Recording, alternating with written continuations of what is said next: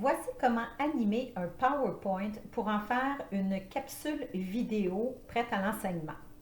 Donc, premièrement, on doit créer notre PowerPoint avec les éléments qu'on veut y retrouver. Donc, moi, j'ai fait une page de présentation pour dire de quoi va parler ma capsule vidéo. Donc, trace de correction dans une phrase.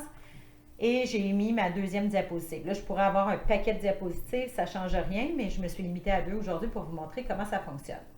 Par la suite, ce que je dois faire, si je veux animer mon PowerPoint pour que ça devienne comme une vidéo. Donc, je vais utiliser des transitions et des animations pour faire en sorte que ma vidéo soit plus animée. Donc, premièrement, je fais comme mon plan, si on veut. Je veux que ça ici, ça apparaisse en premier. Après ça, je veux l'image qui est ici. Ensuite, je veux que la bulle apparaisse et je veux que le texte apparaisse à la fin. Donc, je vais commencer par ici. Donc, on voit que, étant donné que ce sont tous des éléments séparés, j'ai mis des éléments séparés partout. Donc, ça, c'est un élément, ça, c'est un élément, ça, c'est un élément et ça, c'est un élément. Donc, à partir d'ici, je vais aller mettre une animation sur trace de correction dans une phrase. Moi, ce que je voudrais, c'est que ça apparaisse lettre par lettre pour que l'élève puisse penser que je suis en train de l'écrire, si on veut. Donc, à ce moment-là, je vais aller dans Animation, je vais faire Ajouter une animation et là, je vais mettre Apparaître. Ensuite, je vais aller dans le volet animation ici. Donc, on voit que mon petit apparaître est ici et on voit ici que j'ai le petit symbole pour dire apparaître. Je vais aller cliquer sur ma petite flèche qui est ici. Je vais aller dans l'option de l'effet.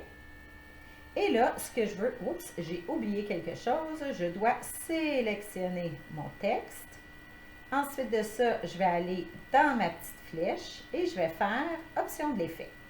Et là, tout ce que je veux animer mon texte. Donc, je ne veux pas qu'il soit tout en même temps. Je ne veux pas qu'il soit mot par mot. Si je voulais qu'il apparaisse mot par mot, je le mettrais mot par mot. Là, moi, je le veux lettre par lettre. Et là, on me dit, OK, une demi-seconde par lettre, ça devrait avoir de l'allure. Fait que je fais OK. Et là, il me met une démonstration. Et là, je me rends compte que ça n'a pas d'allure. C'est beaucoup trop long. Donc, ce que je vais faire, je vais retourner au même endroit et je vais juste changer mon temps. Je vais le diminuer pour 0,1 seconde de délai entre chacune des lettres. On va voir ce que ça donne. Ah, voilà. Donc, ça, c'est parfait. Je veux que ce soit comme ça. Autre chose importante, pour quand je vais animer mon PowerPoint pour en faire ma vidéo, je veux que mon démarrage se fasse au clic. Je ne veux pas que ça se fasse automatiquement. Donc, quand moi, je vais cliquer, ça va apparaître.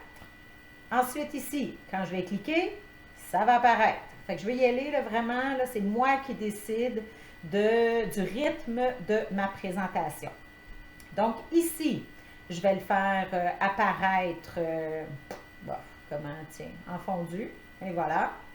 Ma bulle, je vais la faire apparaître en fondu aussi. Et ici, mon texte, je vais le faire apparaître mot par mot. Donc, je vais aller dans mon volet, je vais ajouter une animation, premièrement. Je vais faire apparaître. Dans mon volet animation ici, je vais cliquer sur ma petite flèche. Je vais aller dans les propriétés et je vais le faire apparaître mot par mot. On va voir ce que ça donne. Souviens-toi que c'est payant de le faire. Ouais. C'est pas vite. Fait que je vais aller le mettre un petit peu plus rapidement. On va ouvrir le 2, on va voir qu'est-ce que ça va donner. Ouais, c'est peut-être un petit peu vite. On va le mettre à 0,3, ça devrait être bon. Fait qu'on s'entend là qu'on teste jusqu'à temps que ça fasse notre bonheur. Donc, et voilà. Maintenant, ça fait mon bonheur. Ça va partir en premier, ça en deuxième, ma bulle en troisième et mon texte en quatrième. Parfait. Je m'en vais sur mon autre diapositive. Donc, c'est la phrase sur laquelle on va travailler ensemble. Donc, ici, ce que je vais faire, je vais la sélectionner encore une fois. Je vais aller lui ajouter un effet. Et là, elle peut bien arriver n'importe comment, là, ça ne me dérange pas vraiment, il faut juste que ce soit beau. Tiens, comme ça, c'est un peu rapide. On va augmenter la durée un peu. Voilà. Tiens, super. J'aurais pu faire apparaître la première ligne, la deuxième ligne par la suite. Aurait juste fallu que je les sélectionne une après l'autre pour être capable de le faire. Fait que, regardez, là, je vais vous le faire. Donc ici, je vais aller juste enlever, supprimer ce que j'ai fait. Ici, je pourrais sélectionner ma première ligne, lui mettre, ajouter une animation, la faire apparaître, entrée brusque. Oh, et non, il ne me l'a pas fait, hein? Il me l'a mis tout ensemble. Peut-être parce que j'étais dans la même boîte de texte, mais en principe, ça devrait être correct. Donc, au clic. Parfait. Si je, non, il me le met vraiment sur la boîte. On va essayer d'aller en mettre une autre ici. Animer, entrée brusque. Non, il me le met tout d'une même fois.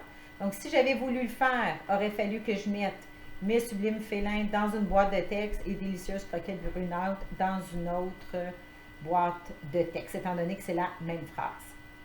Donc, comme c'est là, j'ai enlevé son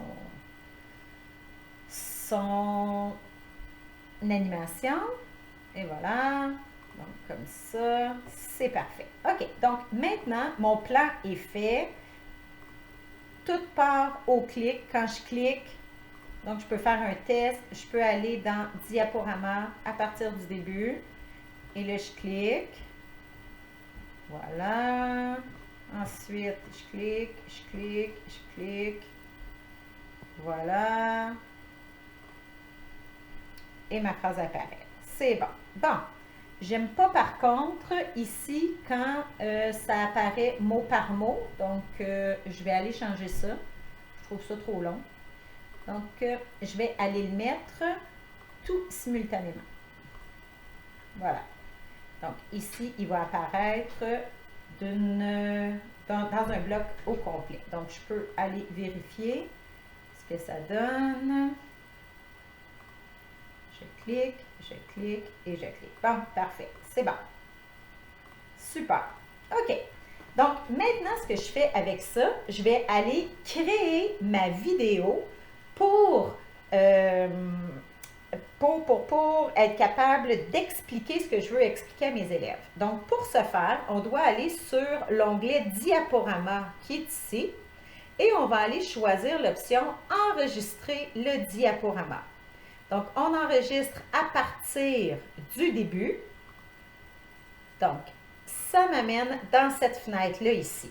Et là, on voit que j'ai un paquet d'outils qui me sont offerts sur lesquels je peux travailler. Donc, je pourrais utiliser ici les crayons. Donc, par exemple, je pourrais utiliser le crayon, sélectionner le rouge et je pourrais aller écrire dedans, à l'aide de ma souris, bien sûr, à moins que vous ayez un écran tactile. Je peux aussi aller effacer tout ça. Je pourrais surligner quelque chose d'important. Voilà. Qu'est-ce que je peux faire aussi? Chose très importante. Attendez, je vais aller effacer ça ici. Là.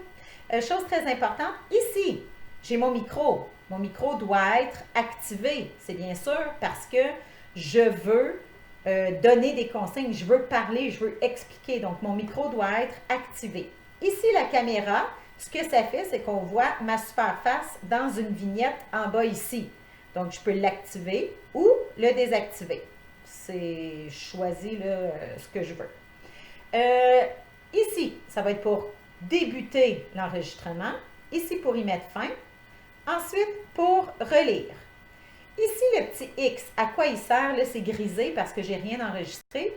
Mais disons que je commence à parler, blablabla, blablabla, puis je me trompe. Je peux aller effacer les enregistrements sur la diapositive active. Donc, admettons que je serais rendue à ma 3e diapositive et que je fais une erreur là, je ne suis pas obligée de recommencer du début. Je peux effacer les enregistrements sur cette diapositive-là ou je peux effacer les enregistrements sur toutes les diapositives. Donc, c'est le choix que j'ai là. Ici, ben, c'est qu'est-ce que je vais utiliser comme micro, puis qu'est-ce que je vais utiliser comme caméra si j'en utilise une. Les notes ici, c'est si je veux rajouter des notes, donc je pourrais aller rajouter des notes écrites à l'intérieur de mon PowerPoint.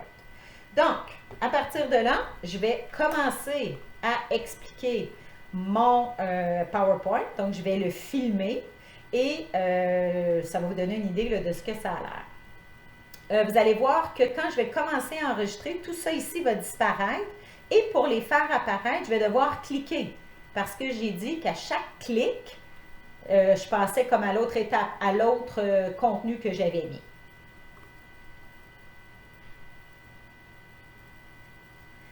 Bonjour tout le monde. Aujourd'hui, nous allons travailler. Oups, voyez-vous, je viens de faire une erreur. Donc, je vais effacer les enregistrements sur la diapositive actuelle. J'étais en mode crayon, donc je n'étais pas capable de cliquer pour passer à mon contenu suivant. Donc, on recommence.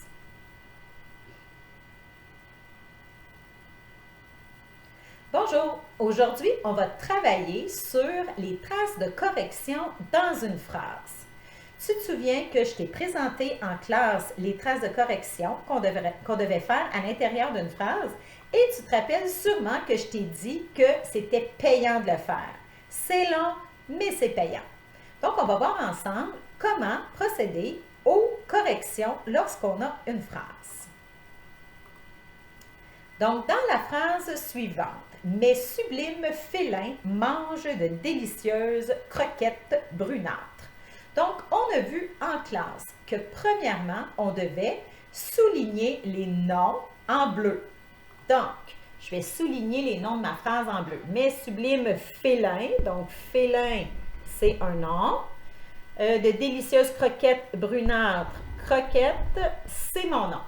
Donc, ensuite, on a dit qu'on devait écrire le genre et le nombre en haut. Donc, féminin, non, pas féminin, je me suis trompée. Masculin, pluriel. Masculin, pluriel. Les croquettes, féminin, pluriel. Et j'encercle la preuve comme quoi j'ai bien accordé mon nom. Ensuite, on va aller identifier notre groupe du nom. Donc, on va se demander, est-ce que j'ai des adjectifs qui vont avec ça? Donc, premièrement, est-ce qu'on me dit comment sont mes félins? Oui, ils sont sublimes. Donc, je fais une flèche vers mon adjectif. Étant donné que félin est au masculin pluriel, sublime doit être au masculin pluriel. J'encercle ma preuve. Ici, dans mon deuxième groupe du nom, croquettes. Est-ce qu'on me dit comment sont mes croquettes? Oui, elles sont délicieuses et elles sont brunâtres. Donc, féminin pluriel et j'encercle ma preuve. Ensuite, on a dit qu'on devait mettre notre groupe du nom entre crochets. Donc, dans un groupe du nom, j'ai un nom. Qu'est-ce qui accompagne mon nom? Un déterminant. Donc, quel déterminant accompagne félin? C'est mes. Donc, ici, j'ai mon déterminant. Donc, mon groupe du nom devient mes sublimes félins. Et même chose avec de délicieuses croquettes brunâtres. Ce qui me reste maintenant à travailler, c'est mon verbe. Donc, j'utilise le verbe. Je souligne mon verbe et je me demande, j'essaie de trouver son sujet. Donc, qui est-ce qui mange de délicieuses croquettes brunâtres? Donc, c'est mes sublimes félins. Mes sublimes félins, je peux le remplacer par il au pluriel. Donc, je m'assure que mon verbe est bien accordé.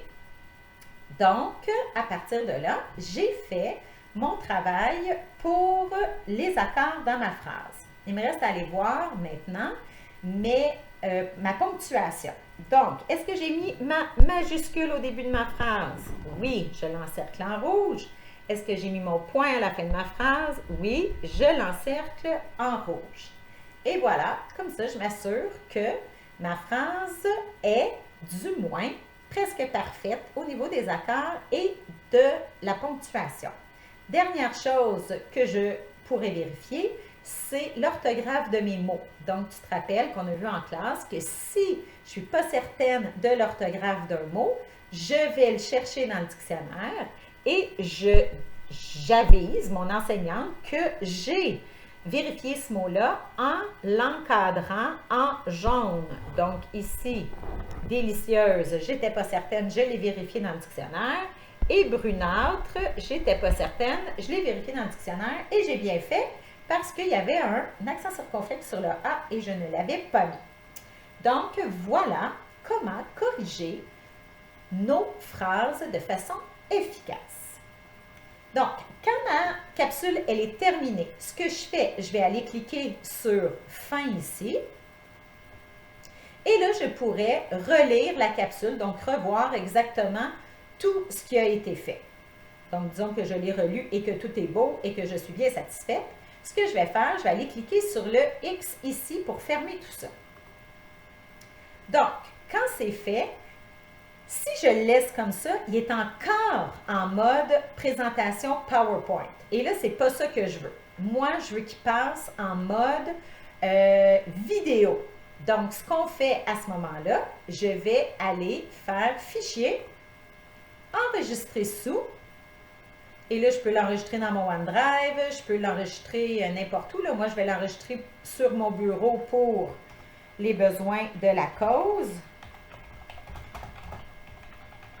Correction de la phrase. Et ce qui est important, c'est de ne pas laisser ça en présentation PowerPoint. C'est d'aller cliquer ici à côté de présentation PowerPoint et de le mettre en vidéo MP4. Donc, à ce moment-là, il va se convertir en vidéo et je fais enregistrer. Et là, même chose que notre enregistrement de capsule qu'on avait fait vraiment à l'extérieur de PowerPoint. Ma fenêtre de progression s'affiche ici. Et là, ça prend un certain temps, encore une fois, avant que la progression se fasse et que l'exportation se soit faite complètement. Fait qu'on va prendre une petite pause et on revient quand ça va être terminé. Donc, ma vidéo est maintenant prête. Je l'avais mise sur mon bureau, donc je vais aller la chercher. Et on va voir, on va regarder un petit bout, là.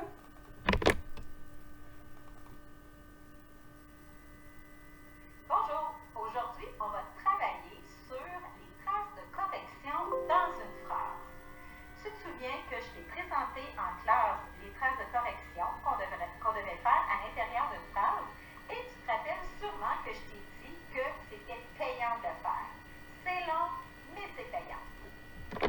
Donc, on voit que tout s'enchaîne un après l'autre et si j'avance dans la vidéo, on va voir que les annotations que j'ai faites s'ajoutent automatiquement à l'intérieur.